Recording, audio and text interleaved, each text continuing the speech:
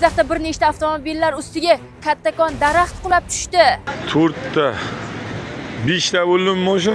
Ayni damda esa mas'ullar tomonidan bartaraf etish ishlari boshlab yuborilgan. Ular atrofida edi. Katta chinor 3 ta mashina ustiga qulab tushdi. Ichida odami yo'q edi. Hech kimga talafot yetmadi. Bir Nexia, Cobalt и Lacetti mashinalari. Shamol juda kuchli bo'ldi lekin. Hamma joy bozorni ustidagi tumkalar va sheferlar uloqib hamma joyga o'zi rasvosini chiqarib tashladi.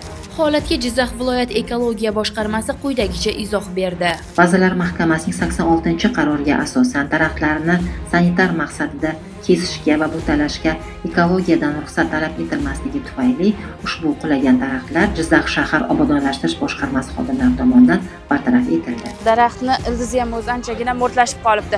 Yomg'irli, shamolli ob-havoda avtomobilingizni mana shu kabi daraxtlar tagiga qo'ymang. O'z mulkingizga o'zingiz egalik qiling.